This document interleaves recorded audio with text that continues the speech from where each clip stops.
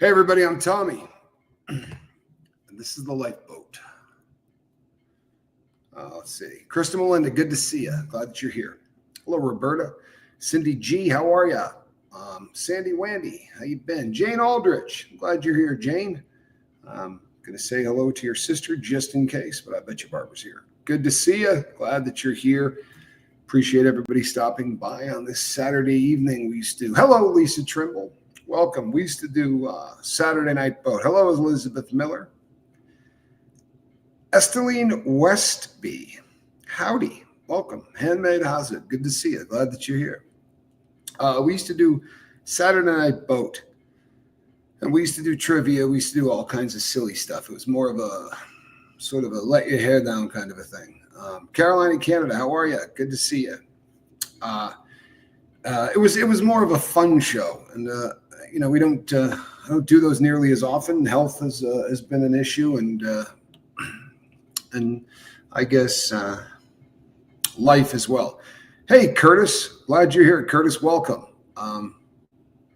Let's keep it real. I've been a fairly bitter guy hey, Linda Burton. I've been a fairly bitter guy for probably 90 days or so, and it's never a good thing. I've probably done shows about being bitter. I've probably done shows about why it's not a good thing and why it doesn't help with stuff like sobriety or living your best life or any of that jazz, right? Hey, Roberta. But today I have hey, Barbara. I have a different subject matter to discuss. If you saw the thumbnail, it said looking out for number one. And this is something, we've done a ton of shows on this over the years, because as addicts, we run into a problem, right? As people in recovery, and I don't care if you do drugs. If you're going, I don't do drugs, trust me, I've never met anybody these days that's actually a friggin' normie, right? Because addiction is a pretty wild thing, right? For a long time, it was pretty obvious that if somebody said addiction, we were talking about you drinking too much, or we were talking about a substance. Maybe you were snorting blow, or you were, you were shooting heroin, or you were doing something that was an illegal substance. It was something that you were abusing for the purpose of catching a buzz, right? Hey, just be chilling. How are you? Glad that you're here. We get sober and something funny happens. Now, you could be sober from this, right? This is the number one addiction on earth these days. And there are other countries that are acknowledging that, South Korea being the sort of the leader in that whole realm, talking about social media, as well as talking about video games, things that get your brain to release a hit of chemicals. You see, when somebody uses particular substances, let's say your substance of choice was like mine. Hey, Lisa Ayers. Maybe you were addicted to opiates. Yeah? So when you do opiates, you have a receptor, an mu receptor, a mu receptor. The opiate is going to go in, it's going to attach itself to that receptor. And for all intents and purposes, an easy way to think about it, it's like turning on a faucet. And that faucet is going to release feel-good chemicals, right? The chemicals that make you high, more often than not, are just parked in your brain.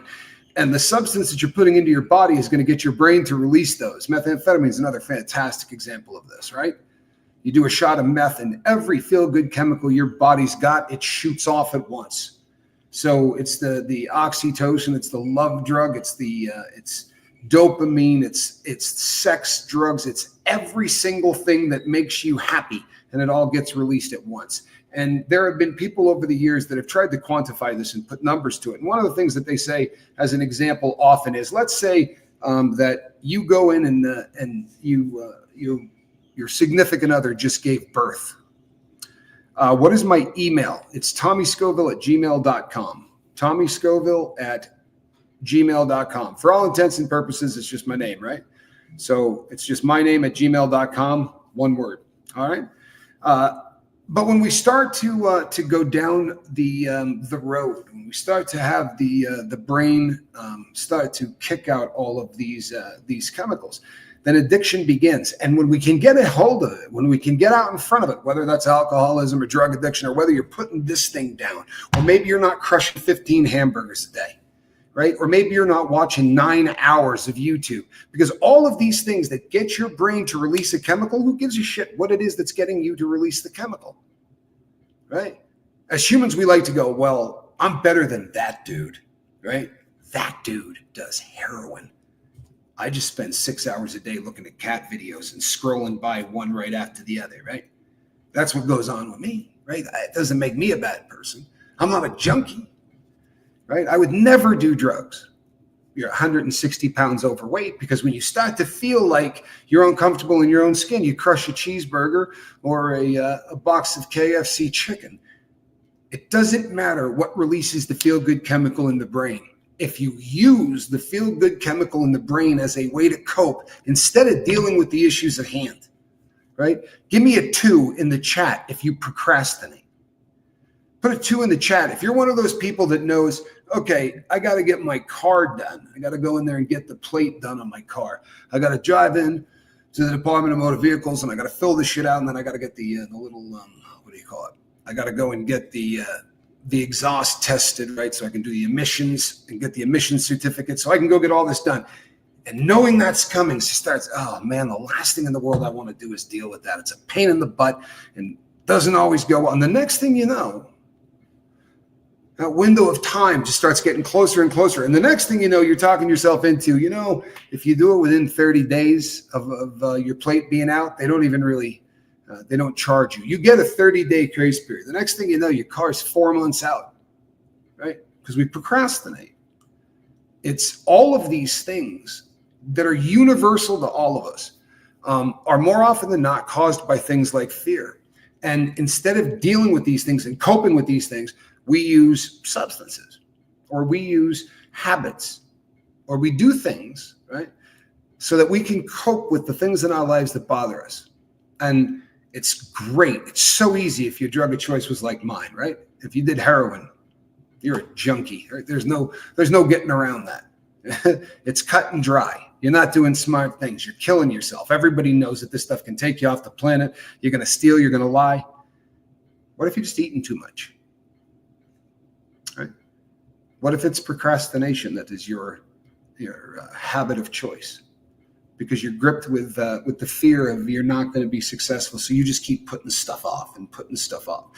What if you're one of those people that just said, you know what, I've given up. I've given up. I get up, I go to work, I do those things. Do you make your bed every morning? Hell no. You kick the sheets to the bottom of the bed, right? Doesn't matter. You're going to get back in it anyway. You start your day by failing before you even brush your teeth. The first shot that you have of saying, I'm going to be better today than I was yesterday, you blow that off. The reason I bring this up is because if you think I'm talking to the junkies, right, the coke heads, the meth fiends, right, the smack freaks, I'm talking to anybody that gets through the day in a way that is unhealthy. You understand what I'm saying? Could you hold on 1 second here?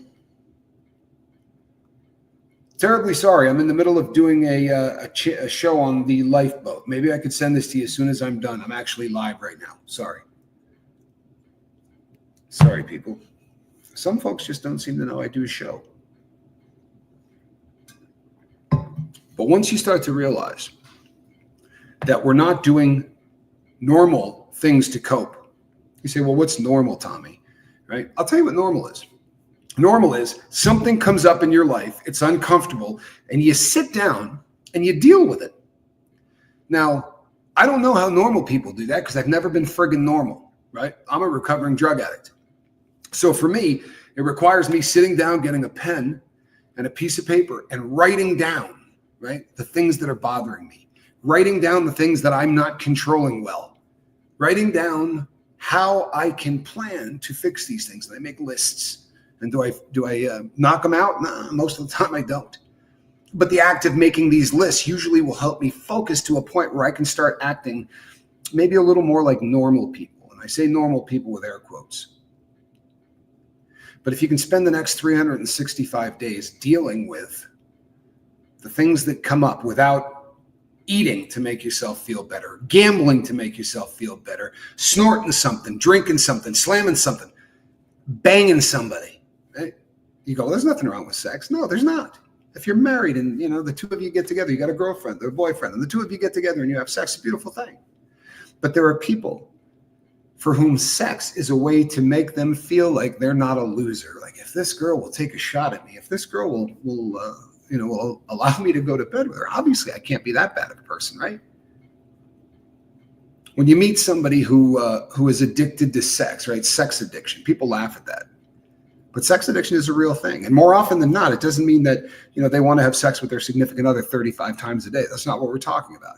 We're talking about people who use, right, intimacy as a way to validate themselves as not being losers. I did it. A lot of people have done it over the years. A lot of people have done it. My watches would probably be my biggest habit or my biggest hobby. To answer your question, I spend a great deal of time working on watches. Hey, B. Hendricks. Hey, Lindsay, how are you? Welcome. I spend an awful lot of time working on watches, and it's really, for me, it's cathartic. It's very tweaky, right? It's one of those things that you have to really focus on for long periods of time, and it requires a lot of patience, which is not something that I've ever been particularly good at. So when I started to take watches apart and put them back together, it was a life-changing thing for me. Sadly, one of the other coping mechanisms that I started early on in the game was to just start to treat other people's problems instead of my own. And there's nothing wrong with helping people. It's a beautiful thing, and it's addicting, right? Believe it or not, it's going to give you more feel-good chemicals than a shot of heroin. It's going to give you more feel-good chemicals than just about anything on earth. Servitude. There's a reason for this, whether you believe in God or a higher power or whatever, or maybe you just think that evolution did such a fantastic job that we knew that if we weren't helping the tribe wouldn't make it. So Mother Nature, through evolution, rewards us when we start helping other people. I don't buy into that, but no matter how you look at it, right, we get a lot of chemicals dumped into our brain, fun ones, when we do something to help someone else for no other reason other than the fact that you want to help them. Unfortunately, that could become an addiction too. And the sad thing about that addiction is it always starts to replace you doing the exact same things for yourself. And I've been super open and honest on the lifeboat, probably way more than I should have been. But I've been really open and honest on the lifeboat about a lot of things that I've been through, right? My relationships were sort of really right out in the open, weren't they? Like we all got a pretty good view of me and the relationship that my ex-girlfriend had. And that's, when the two of us were on screen, it was entertaining as hell. I still like watching old stuff that we did together. We were funny. We had a great chemistry. I spend my time wondering, I wonder if we would have ever made it as a couple if the entire world wasn't watching. I wonder if it would have worked out differently if views weren't a part of what we did. If it wasn't just the need to protect your feelings. Because if you're in a relationship with somebody, make no mistake, we all want to make sure that we have as much fun as we can and we open up to the people and we build something that's meaningful while avoid getting these babies kicked in, right? You don't want your teeth kicked in. You don't want to end up having this be something that floors you. So we balance everything, whether I'm helping people, whether I'm getting laid, whether I'm doing, all of it is a balancing act to deliver to the organism what the organism needs to feel good, but not do it at the detriment of all of the shit I got to take care of in life. So if your relationship starts to get to a point where it's all you think about, it's all you do, or it's the focus of your entire life, that's probably unhealthy, right? Balance is sort of the key to everything. But in this unusual world that me and my ex live in, and a lot of the people that I'm seeing names, right? The people that have channels as well. And when you live your life in social media, it's an unusual thing, right? You have all of the normal problems that you have to deal with. And then you have this entity, right? This thing that is your channel. And it's not, I guess for some people, it's a way to make a living. But for a lot of people, it's also it's a support system. And it's It's a community of sorts, right? It's a family. I hate to sound like that's just the worst cliche in YouTube. We don't have subscribers here. We have family members. There was a time I really believed that. Honestly, there was a time I absolutely believed that. And if that meant staying up till 5 o'clock in the morning, talking to a family member who was struggling with drugs or alcohol, I would do that. The problem is it was just another drug. It was just a way for Tommy Scoville to feel like I wasn't the scumbag the whole world thought I was. That it's tough because if people are going to pay attention to you, if people are going to say, let me hear what your perspective is, you kind of have to tell them where your perspective comes from. And that means I'm going to have to come clean with a lot of the things that I've done in my past. And I did that. Opens you up for a lot of stuff. I don't regret it. But one of the things that I have failed miserably at is looking out for number one, looking out for me. Hear the other people tell the story. You'll hear that that's the only person I looked out for, right? Just me, ripping people off, banging people and lying, right? I'll tell you something. I don't talk about trolls. I never talk about trolls. I don't do those kind of things. But I had somebody reach out to me and say, you slept with this girl while you and Reese were separated? And the person that claims that they asked, this is the person you're sleeping with, I was sent screenshots of this person on another platform, one of those crap platforms that you're aware of, that people just put up whatever they want on, Reddit. And this person tells the world that we were intimate. We slept together. I'm not going to say the person's name, but you know who you are. How effed up is your life that you got to make up that you had a relationship with somebody that you've never been in the same room with, that you've never had a private phone conversation with? I've been on boards, on panels with this person, I think twice. But tell you what, prove it. What are the odds I got a relationship with you and there's not a text message or a link of phone calls that I made to you, or maybe some intimate photos, right? Maybe we filmed something. Prove that you even knew me. None of that has to happen. People will just believe that I banged this skank. Sorry. People can say whatever they want, right? All of us get to a point, especially when we first get right. So you stop looking at this thing 12 hours a day. You drop 75 pounds and you stop, crushing 2 cheeseburgers, before you go to work, and a chocolate cake on the way home, just to feel good in your own skin. When you start to make strides and you start to become a better version of yourself, then one of the things that we find ourselves falling into is saying whatever the hell you need to so that people don't go, he's still a scumbag. He's still a con man. So if a guy goes, hey, I'm moving on Thursday, is there any chance you could help me move? Yeah, Thursday's kind of tough. Well, I got no one else that can do it. It's only 9 rooms. Right? So it'll probably be 6 or 7 trips in the truck. No big deal. I have no one else doing it. Can you help me? Well, the old Tommy would have gone, hell no. Right? Hire a friggin' mover. I'm not helping you. But when you start getting right, one of the first things that you do is you spend way too much time bending over backwards to not say no to anyone. You help everybody. Everybody, every way you can. Now let me help you. No, I'll do it. No, I'll do it. You sure it's not an inconvenience? Yeah, it is.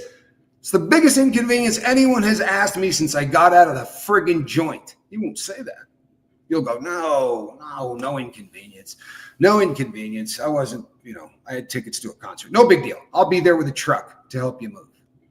You don't have a truck? I'll rent one. We stop looking out for number one. It's a disease. I promise you it's a disease. Then one of the things that you can fall into is that you can take one of these communities, right, and have it be an echo chamber of people that tell you how fantastic you are. I got 3,000 videos or some shit.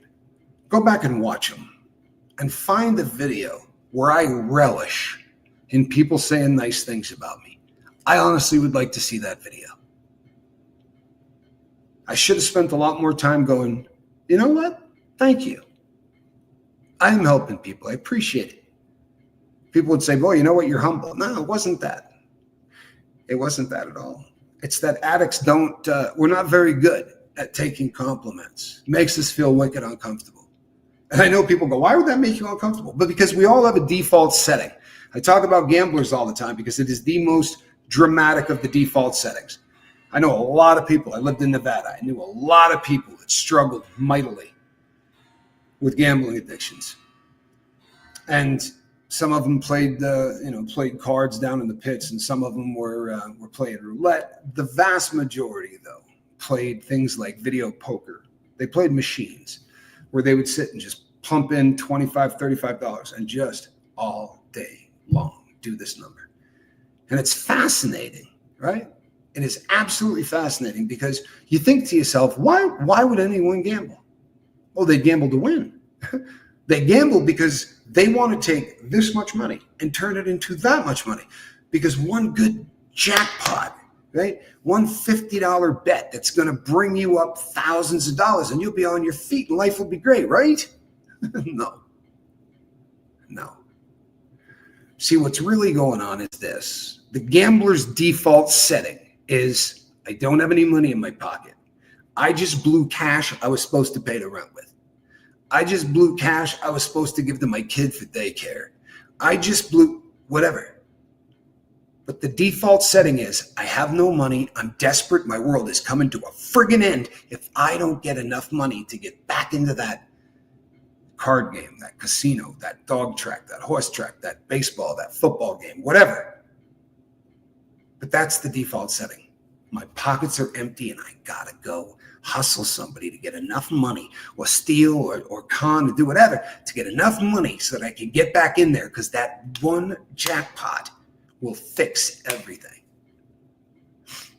I've had the misfortune in my life of being around at a minimum that I can remember of 3 times when one of those gambling addicts hit the jackpot. I was there, not necessarily in the casino, but living in the same town. One was hey, Chicken Cherry Cola, good to see you. One was a woman. Her name was Judy. If Johnny's watching this, he's laughing. But Judy was a sweet woman, had a thunderous drug habit, right? But she was a very sweet person, as kind as anyone you'd ever want to meet. And she gambled probably 16 to 18 hours a day. And I know you go, that's not possible. When your drug of choice is methamphetamine, you can gamble 24 hours a day. Right? They don't do a lot of eating. They don't do a lot of sleeping. And the people just keep bringing you drinks. But Judy hit, she was playing 4-card Keno. And she hit for $85,000 one game. And she instantly called me and said, hey, can you get heroin? And I said, you don't do heroin. And she said, no, but I got some friends that are coming in. I told them to come visit me because I just hit a massive jackpot. And I was like, what's a massive jackpot? She was like, it was over $80,000. I said, holy crap. How much smack do you want? She said, a couple of 8 balls, which is 6 grams, because heroin, they do 8 balls different. They're not 3.5 grams. They're 3 grams. It's confusing. But she wanted 6 grams. I said, yeah, I can pick that up for you. When I got to her house, she said, I've blown about $8,000. Right? She was handing me money. She's like, I've already blown about $8,000, which I thought, well, that's a chunk. Johnny would back me up. Within 72 hours, she didn't have a penny. Nothing. I said to her, Judy, you got to be shitting me. Why didn't you put $5,000 away at the house just in case? She said, I did. I put $10,000 away at the house. And when I lost all my money, I went back to get the $10,000. Judy had to get down to 0. She didn't know how to have $80,000. You understand? The brain can't handle it. Let's say you shoot heroin every single day of your life for 30 years. What do you think the first week you're not doing heroin is like? Huh? It's so far out of left field. Heroin felt normal. You didn't feel like you were wasted. You weren't doing this one. That was just baseline. And now that's gone. And now your baseline is, right? There's nothing calming you. That's not where you're comfortable. And as addicts, our brains want to get back to comfort as fast as possible. And as bizarre as it sounds, we will short circuit ourselves. We will cause failure to get back to what we understand. It's terrifying. When you get your shit together and you start living a better life, unfortunately, you're the same jerk off. You just got a lot less dents in your car. You have to learn the coping skills necessary so that when the shit hits the fan and something comes down the pike, your kid calls you and says, Dad, I wrecked your car. Or Dad, I wrecked my car. And the shop says it's going to be $8,000. And well, every time that's happened in your life, you said, all right, call me back in 20 minutes, right? Because I'm going to go get wasted. So that when you call me back in 20 minutes, I got enough opiates coursing through my body where Dad will sound like a nice guy and we'll figure this thing out. To do it without any chemical becomes a very difficult thing. And it's a much more difficult thing if you're worried about somebody else more than you're worried about yourself. But we do that. Why do we do that? Well, because it's kind of like being a junkie again, isn't it? I mean, sort of. I mean, you're not out blowing all your cash and partying and doing this, but I can't tell you how many times we helped somebody here get on medical assisted treatment. I helped somebody get on medical assisted treatment with money I should not have spent on that. And it took a minute. Mark Wages, my first partner on the lifeboat, was the first one that said to me, you're living the same life. You're living the same life. You're running around and hustling cash and doing all of these things. The only difference is you're getting dope for somebody else, right? You're putting somebody on Suboxone. It's the same life. It's the hustle. It's the run around. It's being up at 2 o'clock in the morning, talking to junkies. I wasn't getting high. Boy, I spent a lot of time around people that were. My lifestyle hadn't changed much. Crazy, right? It required stepping back and saying, I'm going to have to take care of number one for a while. I'm going to have to just focus on me. And fortunately, the boat took off, right? Things got a lot easier. You know, there were enough people buying memberships and people putting up super chats and people doing things where when someone said, hey, I'm trying to get on medical assisted treatment, I didn't need the hustle up money. Right? The audience had given me enough money where I'd say, great, let's do this. And we get the person on medical assisted treatment. You find yourself then looking for some other drama. Because with drama out of your life, we're just not quite sure how to live. The baseline doesn't seem to make sense. Good God. DJ Daddy-O, 29 months? Is that friggin' possible? Good friend of mine. Great to have you here, Terry. I'm glad you're here, my brother. Appreciate you. Would you share 3 things you believe you must do to take care of you? Yeah, absolutely. I can. Here's how it goes. You're going to wake up every single morning, right? And you're going to start your day just like you did every other day of your life, right?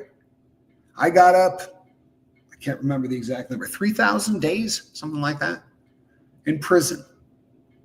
Waking up those 3,000 days were a lot different than waking up today, right? I had to start saying, I'm not going to do anything that I used to do. Nothing. If I used to do X, Y, and Z, now I do A, B, and C. And that meant when I get up in the morning, I make my bed. Why? Because I never made my bed as a junkie. Ever. Also, keep it real. You know, did you brush your teeth? Yeah. If it was a decent morning, if I had a fix waiting, I probably got up, shot dope, brushed my teeth, acted half-ass normal, made a cup of coffee. But more than half of those mornings, I didn't have a bag of dope. So I woke up in the jeans that I slept in and probably the shirt that I passed out in. And then I pulled on a pair of shoes. I got in my car and I left the house. Didn't brush my teeth, didn't wash my face. I had shit I had to steal. I had to go out and come up with $700 or $800 to feed that Jones, right? I needed to fix or I was going to be viciously sick. So for me, the 3 things that I have to do, number 1, I have to change every single thing about what I do. And that means programming. It's a term you hear a lot in prison, but it's a term every swinging Richard ought to say on the street anyway. What is programming? It's putting a brick into what you do every single day. There's an old adage, right? Cliche, that idle time is the devil's workshop. You know why that is? You ever gotten sober off of anything? Sit for 20 minutes doing nothing and see what your brain does, right? Automatic negative thoughts. We call them ants, right? They start kicking in and they say shit like this. Dude, you've been sober for what? 8 years? Surely you could do a shot of dope today and not get addicted. I mean, you've proved for 9 years that you're not addicted to this shit. Go get a bag. Chill out. Get high. Right? So for me, it meant I get up in the morning, I make my bed. Right? By the way, that happens at about 4:30 a.m. for me. Not because I'm cool, but because I spent so much time in prison. And that's about what time they started popping those doors. Right? They started putting the keys in. And in the feds, they got to do it one door at a time. There's no throwing a switch. So the turnkey hits every single one of those 126 cells, makes a shitload of noise. And it starts about 4:30 and ends about 5. So I wake up at 4:30. Doesn't matter what the hell I do. I wake up at 4:30. And after I've made my bed and I've brushed my teeth and I've journaled, right, which is another one of the huge things that you got to do in your life if you're going to be successful. But after I've journaled, I then do yoga. Not because it's the most important thing in the entire world, but because I'm building one block after another. So that by the time the sun is coming up and normal people are waking up, I have set and achieved about a half a dozen goals. May not sound like much, but I'm not sure that I set and achieved a half a dozen goals the entire time I was a heroin addict, unless stealing and buying heroin were goals. And there was no routine. I didn't do the same thing every single day. It never happened. Now I do the same thing every single day, and I do it religiously. And speaking of which, for me, I spend a decent amount of time talking to God, and I'm not shoving that down anybody's throat, but that's a huge part of my sobriety, and it's something that I do every single day. And I do it in the morning, and I do it at night. I'm building a routine. I'm building one brick at a time, a program that is different than the one that I used to live in. Did I eat breakfast when I was a junkie? Hell no. You know, breakfast was heroin and a spoon, and if I was balling, I'd throw a little cocaine in there too, so I didn't have to drink coffee. I'd do a speedball in the morning. But no, there was no eating. Sleeping? No sleeping. I got news for you. You want to be successful in your new life? If you're not eating and you're not sleeping, don't waste your time trying. You're the same person you used to be, right? Hey, I've gotten sober. Really, what are you doing differently? Well, I'm not doing dope. You're still hanging out with the same people, right? You're still going out and gambling at night. I give you 2 weeks. You'll be back in the spoon, shooting dope. Guaranteed. I tried it. Took me 3 effing decades to get off heroin. Why? Because every single time what I did was, I'm just going to get rid of the dope, right? If there's no dope, I got nothing to worry about, right? I'm hanging out with the same people. I'm hitting licks, right? And you know, later on in my career, yeah, that was stuff like bank robberies and planning things. But in the early days, it's driving down the street and going, is that a weed eater on that guy's lawn? Right? Is that a bike on that guy's porch? No thought whatsoever for who that bike belonged to, how much they paid for it. Did it mean something to them? Maybe it was a gift from their dad who isn't here anymore. None of that meant shit, because the only goal I had in life was getting the needle in my arm as fast as I could. So for me, right, sobriety meant putting together a routine and doing the same things again and again and again. Because if I get up in the morning and I say, I'm going to make my bed, and I do, I set a goal and I achieved it. May sound like nothing, but your brain goes, ooh, he set a goal. Have a little feel-good chemical. Have a little feel-good chemical. And you go, ooh, that felt good, right? Shower, brush your teeth, journal, a little more feel-good chemical. Go do a workout, right? I do yoga, more feel-good chemical. Then I go for a walk. And I got the first 4 hours of my life ready to roll. It's going to be the same thing tomorrow. It's going to be the same thing the day after. And if you're not journaling, you may get sober. There are people who go, I got sober without journaling. I believe it. There's a ton of people that can get sober without journaling. You're just not going to be the best you that you want to be. Period. That's it. Read some autobiographies. Read biographies. Read about successful people. And find me a half a dozen that don't journal. Won't happen. Successful people put pen to paper every single day, and they write things down. They write down what their goals are and what they're willing to do to achieve those goals. They make lists of the things they have to get done every day and when they're going to do them. Why? Because it's the routine. Now I've done the first 4 hours doing the same thing every single day. That's my programming. I'm going to do the yoga. I'm going to journal. I'm going to, do the coffee and the go for the walk, and I'm going to pray, and I'm going to do all of those things. Then I'm going to sit down with a pen and a piece of paper, and I'm going to say, this is what I got to do today. My brother and I are moving, so we're taking care of all of the things that we got to get buttoned up before we leave the state, right? Because we're not staying in Arizona. Spoiler alert, we're leaving the state. So all of that has to get done. In the old days, crapshoot. Maybe I'll think about what needs to get done, but more than likely, I'll just put it off until 8 minutes before it's time to leave. Why? Because I was afraid of failing. I was afraid of not getting it done. I was afraid of feeling stupid. Anytime you procrastinate, it's because of fear. You can say it's laziness. You can say whatever. I promise you, you're churching it up. It's fear, right? So I've learned that by making lists, I can avoid that fear. Write down what needs to get done and bang it out, right?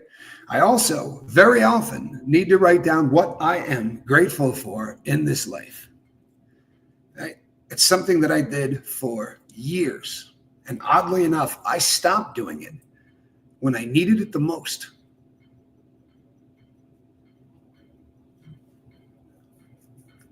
When the world was kicking the shit out of me for the last couple of months, I should have been sitting down and writing all of the reasons that I was happy in spite of all that.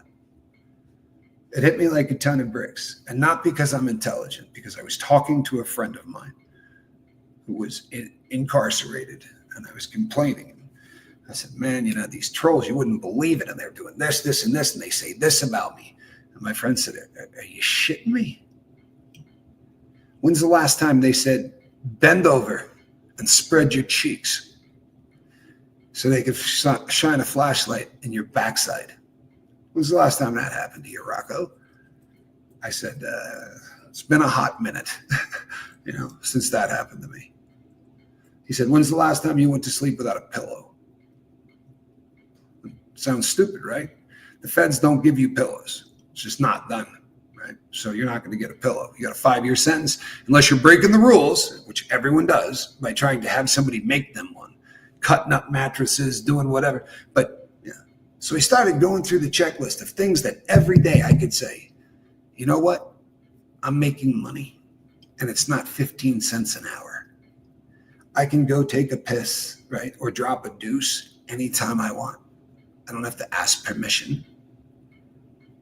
There's nobody that's going to come in today and just decide to take all of the things that I like and dump them out on the floor, right? Looking for whatever they're claiming to look for. But trash my place. Take pictures of people I love and throw them on the floor, step on them, that kind of shit. I lived with that for 13 years. You would think that I would spend every day being grateful that that's not happening anymore. But it gets real easy to fall into let me tell you why my life sucks. Right? Let me tell you why my life. I come on here and talk to people for a living. I mean, let's keep it real. I'm not lifting heavy things, right? I'm not doing stuff that's tough on my back. I'm not required to work with people I don't like. There's a lot that I could be grateful for. But journaling is the most important thing in the world. And I describe this in a way that you may not have heard it before. And it probably makes, to a lot of people, I'm sure this is going to sound stupid. But this, to me, makes more sense than any other way I've heard people describe journaling, right? Your brain doesn't shut down when you go to sleep. That is a myth. And it's a myth that has been completely debunked in the last 4 or 5 years. They've done some amazing sleep studies. And you know what they found out? They found out that your brain works harder while you're asleep than it does while you're awake. And this shouldn't be a shocker, right? Because while I'm awake, what am I doing? I'm looking at this. I'm seeing for always, forever, for life. Good to see you. Glad you're here, right? I can read these. This is what I'm doing. When I'm sleeping, elephants can fly through the room, right? The room can breathe. I can be back in 7th grade social studies, but the teacher It's this girl that I dated in college, right? And the crazy part is we weren't studying that. We were disassembling a submarine. All of that crazy shit. Well, your brain can make all that happen, right? So your brain never stops. And we were told what? You start breathing when what happens? I mean, dreaming rather. When what happens, right? Your eyes start doing this number. They call it rapid eye movement or REM sleep, right? Well, they have found out recently that you start dreaming rather, about the time you start sleeping. Now, for some people, it takes a little bit longer some nights, a little bit shorter some nights, but they have found that people can fall asleep and in 4 seconds be dreaming. Very much in the alpha phase of sleep. We didn't understand a lot of this. But I want you to think of 2 shifts. You got a day shift, you got a night shift. When I get in, this is done, I go in, I lay down, right? Brush my teeth, right? Journal, I have a routine I do before I go to bed. And part of that is I'm going to journal and I'm going to write stuff down. And the reason I'm going to is because my day shift just ended, right? I ran the day shift. I'm conscious for it. I know everything that happened. I know who pissed me off. I know what happened that was good. All of this. The night shift, we'll have to figure that out when I go to sleep. So before they can go to work, and it's important work, your subconscious is working through stuff you couldn't work through in the day. How is that possible, Tommy? I can work through anything in the day. Can you? Huh? Can you?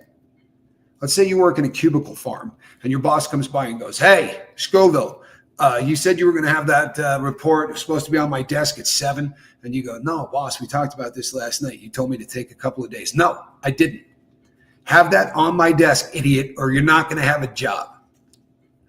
And he walks away and you think to yourself, that dirty, I ought to tell this dude, I should have said this, I should have said this, I should have said this, but you didn't, right? So you've got all of this aggression and you got some cognitive dissonance because you got a part of your brain that wants to tear this guy's head off and another part that looks and has to smile and go, sure, boss, gotcha.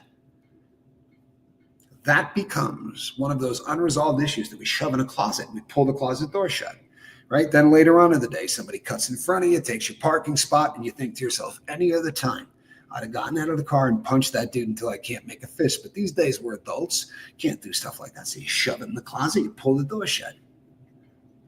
And we just keep doing that.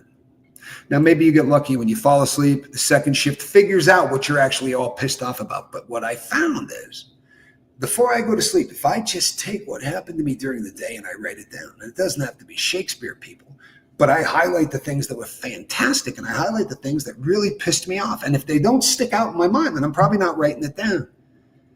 But if I wanted to tear my boss's head off, that was probably in the forefront. I'm going to write that down. And I'm going to write down about that prick that stole my parking spot. And this 3rd time this guy's done this. Now when I fall asleep, my day has been put into a semblance of order. So when the night shift comes on, they go, we got to take care of this, and this. Sounds silly. You watch what happens to your life when you start writing down and keeping track of what happened to you during the day and how it made you feel. You don't have to wildly into it, but if it pissed you off, write that. If you saw your ex and he was with another woman or she was with another guy and it tore your heart out, write it down, right? Make it easy for the night shift to start working through the stuff you couldn't work through during the day. There are times you just can't go, hey, time out, right? In the middle of this business meeting, hey, boss, you suck. You suck. And you're not tough enough. The 2 of us can't do any of these things. Just got to put it away, right? Eat a little more shit, shove it in the closet, pull the door shut, and eventually that closet door is going to come busting off and all that crap's going to come out. And you're going to go postal. Right? You're going to punch a hole in the wall. You're going to say some stuff, and people will be talking about you for years. You know, the guy's dangerous. Should have heard him screaming. So hand that off to the night shift. And the night shift can do amazing things, right? They can make elephants fly. They can part the Red Sea. They can have rooms breathe. People that have been dead for years can come back to talk to you to help you work through things. Our subconscious can do things that our waking mind doesn't have a shot at. Give them a head start. So the second you start to sleep, everything from your day, all the BS stuff you got rid of. You just highlighted the stuff that the night shift probably ought to think about. Then you go to sleep and you have these dreams and they may not make any sense to you. but it's making sense to the subconscious. So when you wake up in the morning, you start writing down, right? I call it an info dump. Whatever the hell comes into your mind when you first wake up. And the closer I do it to waking up, the better, right? Don't do it as close to waking up as possible. And I used to joke that you can read it and it sounds like the Steve Martin jokes, right? Hey, can I mambo dog face to the banana patch? Like you read it and go, what the hell does that mean? Well, it meant nothing when you wrote it down. But wait, and later on in the day, you go back and you read, you go, mambo dog face. Oh my God, I had that dream last night. It was about so-and-so. It's how they help people in dream studies to remember their dreams. Write down a stream of conscious as soon as you wake up. Now, it's not as important for the day shift. I'm not trying to set it up as if it's the same thing as the night. But I don't want to walk out into my day with a load of shat on my frontal lobe that doesn't make any sense. So I do what is, for me, called quite simply an info dump. It doesn't have to make sense. It doesn't have to be flowery, but whatever the hell's in my mind, I write it down. And I did this for probably 6 months because the person that told me to do it had a proven track record of turning people's lives around. And I've said this joke before, but a lot of you probably are new here. But if he had said to me, I need you to cut off your pinky and I need you to mail it to this address in Philadelphia, I would have done it. Now, that probably sounds crazy to you, but I met people that had a bigger drug habit than I did, and I had a pretty freaking big drug habit. But I met people whose drug habits were larger than mine that this guy helped get sober. All of my efforts had landed flat on my face. So if he said this thing's got to go, I wasn't ready to go back to being a junkie ever again. I just wasn't. So if I had to do it without a pinky, I was ready to lop that thing off. So when he said, you're going to continue to journal, I don't care if this makes sense. I don't care if you hate it. You're going to keep journaling. I went, okay. And I remember the day, I'm not shitting you. I remember the day where I had something happen, and at any other time in my life, I would have gotten arrested. I just would have. There's no way I would have put up with the things that this person was saying to me without hurting them. I would have punched them, not because I'm a tough guy, but because the world that I live in, or the world I lived in, I should say, if you didn't take care of that and you showed weakness, then all of the people around you are going to start taxing you and they're going to start pushing you because that's how it works. To be in the real world and listen to that and go, I can't hit this dude. I can't, right? So I went and journaled, right? Midday, I went and I journaled. And by the time I was done writing this down, I knew exactly what I had to do. There was no decision process. I didn't think about it. I started to write. And then I walked in and I sat down and I said to the person, you know what? You don't know me and I don't know you well. I'm not going to let you disrespect me like that ever again. It's never going to happen. And he said, what are you going to do? I said, I'll report you to human resources. I'll write you up. I'll do whatever needs to be done because you're not going to disrespect me, especially in front of other people. And no shit, the dude apologized. If you knew the environment I was in, the fact that this dude, but anyway, I just went, oh my God, that was a coping mechanism. I literally had something come at me that I didn't know how to handle, and writing the shit down came up with a solution without me asking anyone for help, without me getting into any trouble. And I thought, this thing is magic. This journal shit's real. And then, funny thing happened. I still wasn't doing everything right, people. I promise you, I was just journaling. It was early in the game. So I had 5 gallons of wine I was making, and the place I lived in at the time, they frowned on that. And I got yanked. They caught me, and I went to the SHU, the segregated housing unit, the hole, which is jail inside prison, right? And it was called ADSEG, disciplinary segregation, which means I get nothing in the room, right? I get just the clothes on my back. So I didn't have my journal. And I said to the guy, hey man, can I get some paper? And of course the cop said, yeah, we'll get you some tomorrow. And it ended up being 3 days before I got anything that I could write on. And 3 days without journaling. The juxtaposition of what 3 days of not journaling did to me was remarkable. And I can sit here in front of you today and promise you that if I decided to never journal again, I'll be the dirtbag that I used to be. Might take 6 months, might take a year. But I promise you, I'll go back to exactly where I was. I'm never going to stop journaling. I'm never going to stop working out. I'm not going to stop doing yoga. I'm not going to stop doing the things that have worked for me. But my biggest problem is looking out for number one. And I'd be willing to bet that it's a lot of your problems too. And I don't mean that you should become a narcissist. And I don't mean that you should say, I'm more important than all of you. But be willing to say, my needs, I'm going to take care of those before I take care of anybody else's needs. Sorry. I'm sorry. I've been struggling like a mother lover to breathe. And I'm doing a lot better today than I've been doing. My brother and I should have already been at the Diddy trial. We were really looking forward to that. And we're pretty confident that we're going to be able to get out there before we move. In fact, as long as the Diddy trial just continues, you saw it's at T-minus 10 days. Our goal is to go out there and be out for the end and then probably not come back. We're probably going to go right from there to our new home. At least that's the plan we're hoping for. If my health holds up and all of that jazz. Be willing to say, I'm going to look out for me before I look out for anybody else. There's a bunch of great cliches for this, especially in the recovery community, right? The really popular one is, right, we've all been on an airplane and the stewardess says, hey, make sure you get that mask on your own ass before you start putting it on someone else that you love. Because you start putting it on the kid and then you put it on, you're going to end up, going out before you put it on yourself. Because once you have oxygen flowing in, you can help everybody around you, right? You could hook up everybody. But you better make sure that mask is on you first, yeah? One of the other ones is, you can't pour out of an empty vessel. If you're not taking care of you, you're sure as hell not going to be able to help anybody else. And by the way, I don't mean start a channel, give away your money, get a charity going.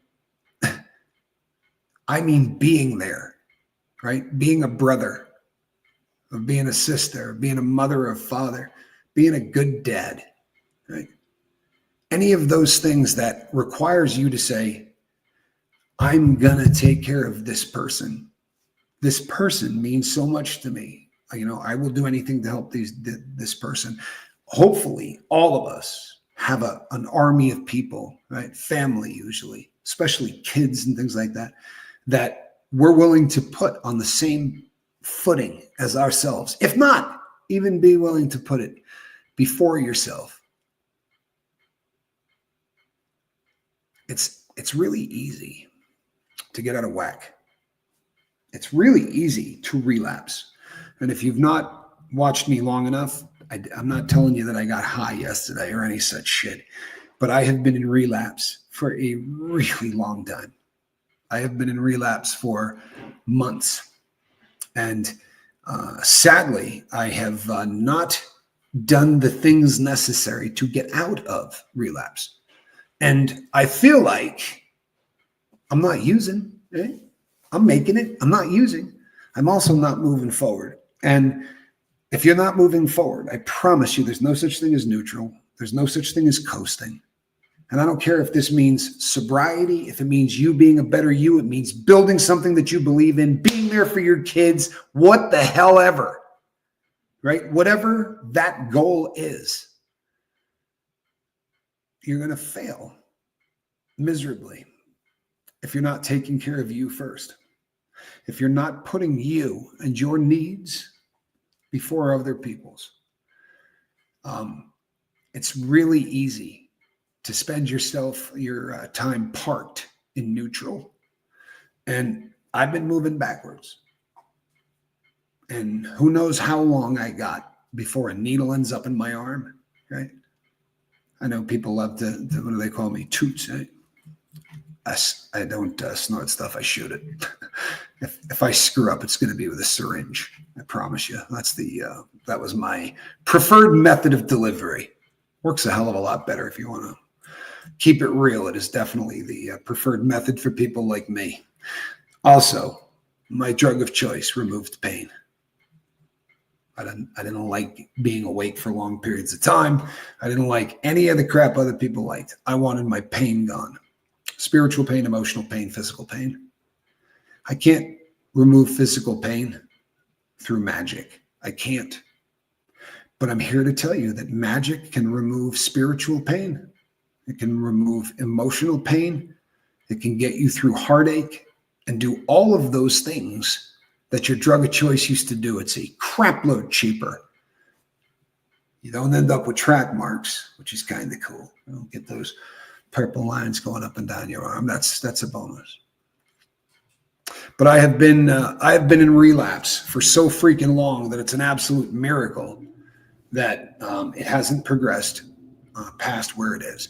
And the sad thing is, excuse me, I've known that I've been in relapse since, probably right around the long con video, I would imagine. I started backsliding in a pretty big way right around that time. And it's easy, isn't it, to go, I'm not using. Still winning, right? Still winning. Not getting high.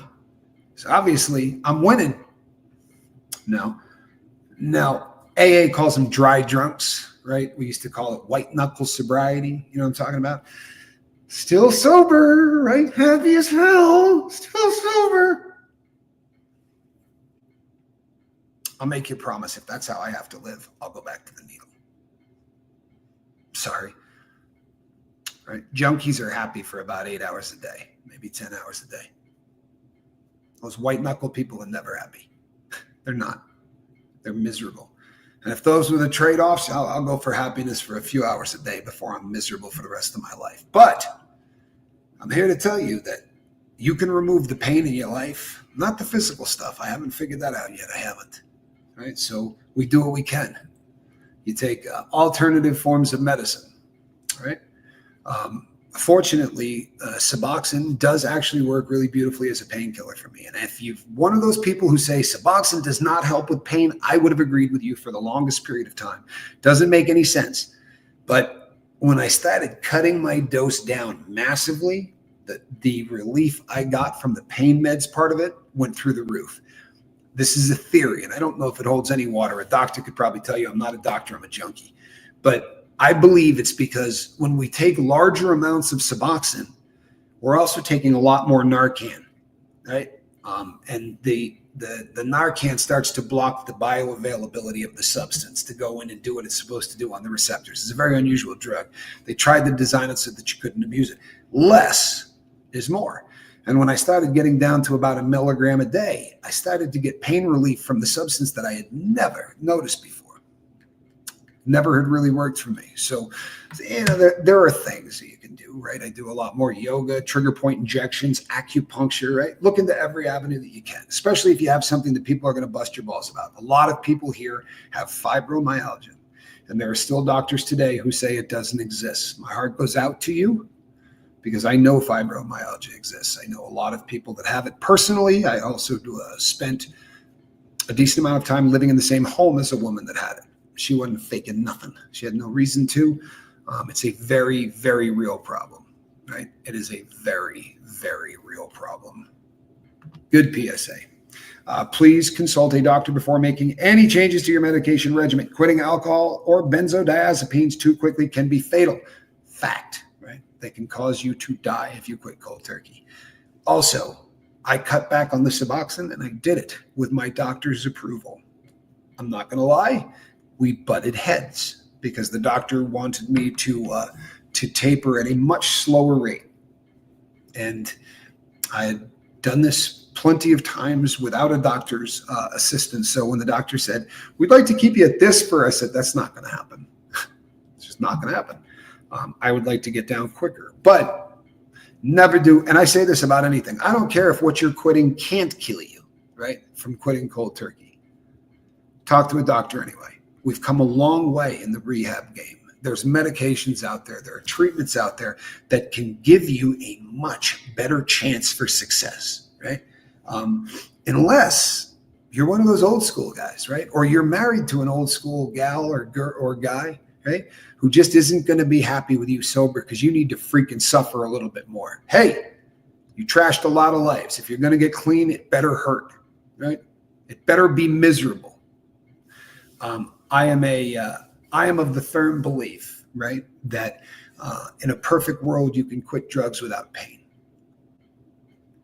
You know, people go, well, they deserve. You have no clue. If you've never been addicted to drugs, it's so funny. People go, yeah, he was addicted for 10 years. So you assume that 10 years were great, right? He had so much fun. He was doing drugs every day, right? Great time. Now he's got to quit. He's quitting because those 10 years sucked. I promise. I was strung out for 30 years. I promise you, you're not getting high in year 10. You're not getting wasted in year 12 or year 15. Remember that baseline we were talking about? You're just trying to get to baseline. You just want to get to that place where I don't hurt anymore. You're not getting high. High is going from every nerve ending in your body screaming at you to all of those nerve endings stopping at once. The drug's not taking you to what it did the first time, right? There's none of that anymore. By the end, you're just shooting to stay normal, to get back to baseline. Get a notebook. Start journaling. Start doing the same things every single morning. And if you are not putting pen to paper every day, you will not achieve the things that you want to achieve in life. You hear me? You won't. You don't have to believe me. You don't have to agree with me. But I've spent a decent amount of time trying to help folks do exactly what we're talking about. The people that said, I will journal and I'm going to take it seriously, their success rate, it's night and day. If a person says, well, I'm going to do this, Tommy, but I'm not going to journal, I know they're going to relapse. I know they're going to fail. Doesn't mean it's the end of the world, right? Most of us have to relapse a shitload of times before we get it right. But they're going to. And hopefully they're going to start journaling because it's funny. All of the time, all of the attempts that I made, I'm sure it's a coincidence. But the first time I took it seriously and journaled twice a day, every day, I've been sober since. You know, haven't put a needle in my arm since that day. Could be a coincidence. I don't think it is. And I've been able to achieve almost everything that I set out to achieve when I got out. I mean, granted, I wasn't trying to drive a Ferrari or buy a 700-foot yacht. I wanted to get up without the need to stick something in my arm so that I felt normal. And I wanted people to hear the things that I say and think, yep, he'll do it. If he says he's going to do that on Friday, he's going to do it. And just as importantly, if I was in a room and somebody went, hey, I don't know where my wallet went. I think I may have dropped my wallet. I wanted to be the person in the room that everyone didn't go, right? Because I promise you, that's the person I was, right?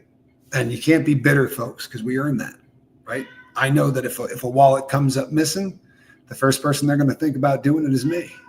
Shouldn't be a shocker. I went to prison how many times for stealing stuff, right? I was a thief. That was what I went to prison for. That's what my arrests are for. I'm a thief. Right? I wanted to get to a point where I didn't have to steal from anybody. And F off to the people who think that I do. But I assure you, these days, I'm pretty happy with the person that I have become. See here. Thanks, Tommy. You've convinced me. Starting to journal tomorrow. Great video. I appreciate you. Rose, you haven't gone to sleep yet, right? Find the piece of paper and write down tonight what happened. You know exactly how it's going to end. The last thing you're going to write in your journal before you go to sleep is, I watched this thing and this guy talked about journaling. I'm going to do this. I'm going to start it today. I'm going to take a shot at it. And I'm not being a dick, but you know what I have found that is just about guaranteed? Every single time I failed, I said to somebody, tomorrow morning, man, I promise you, start tomorrow morning. And if you knew the number of drug addicts who will say, I mean, I know you can laugh about it. If you're an addict, you'll get a kick out of this. But the number of times you'll say, listen, we're quitting, guaranteed, man. We're done. We're quitting. This is it. We're quit. All right, good. Let's do what we got right now. Let's get high one last time first. What? It's the drug addict mentality, isn't it? We're going to quit. Yeah, I mean, I still got a half a bag of dope. We're not going to quit before that's gone. I mean, I paid for the stuff. When you're ready, right? When you literally are ready, throw the bag out. Flush the dope. Cortez hit the New World and they burned their ships, right? Because the first time it rained, or the first time that they got shit weather, or things weren't good, the very first time they'd go, let's get on the boats and go back home. This place sucks. Let's go back to where we started. People say, I'm all in. It's a great expression. Texas Hold'em is a gambling game, right? You go all in. You're literally putting everything you got in the center. I'm betting everything on the next card, on this hand. You and me. This is it. I'll bet it all. People like that phrase. I prefer burning your ships. Torch those bad boys. Don't give yourself a way to run right back. I ran back every single time for 3 decades until I didn't. And the difference was I learned how to program. I learned how to put a brick into my day, and a new brick every day, right? Started out, it was just making the bed. Get up, make your freaking bed, right? Make your bed.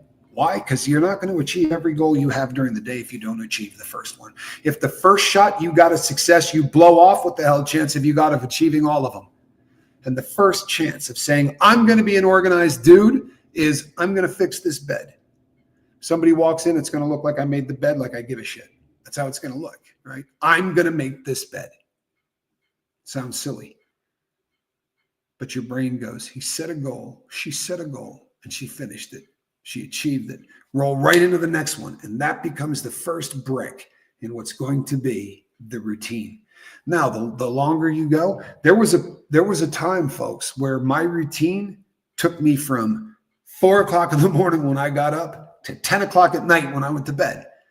Because I had been doing dope for 30 years. I needed every single minute. And it was tough. If something happened and they removed part of that, I would white knuckle. I'd start doing this one.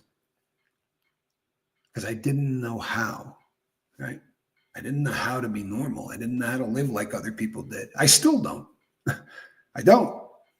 But what I've done is I've put together a routine that works for me. It helps me achieve the goals that I want to achieve. I have failed over the course of the last 3 or 4 months because I have not addressed the pain. And for me, that is probably the most dangerous thing in the world. If I let pain fester, I know how to make pain go away. Right? I really know how to make pain go away. And in the beginning, it's answered prayer, man. Holy shit, $10 and the pain is gone for half a day. But pretty soon it's $80 and the pain is gone for 10 minutes, right?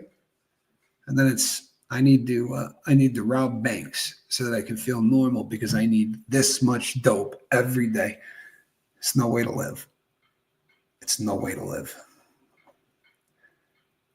Put yourself first. Doesn't mean you got to be a dick.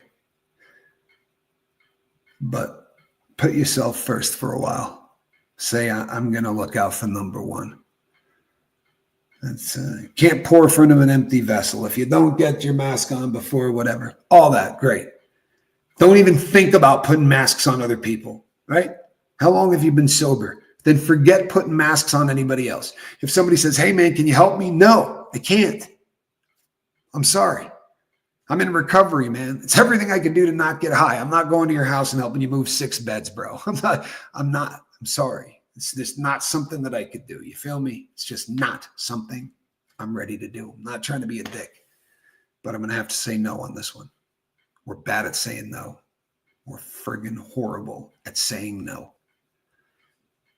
Put yourself first. T-minus 10 days, folks, and hopefully me and Johnny will be on our way to see the Diddy. Hopefully we're going to time it for 8. I'm thinking that's going to be close to the end of this thing. I think they're about halfway through. And I'm not going to lie to you. I'm disgusted with the entire process. This is more about staring at Diddy than it is about seeing the process.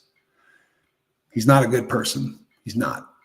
And I don't think there's a lot of remorse in this cat. But I'd sure like to see what he looks like in a cage. Sorry, may make me a shit human being, but I really want to see it.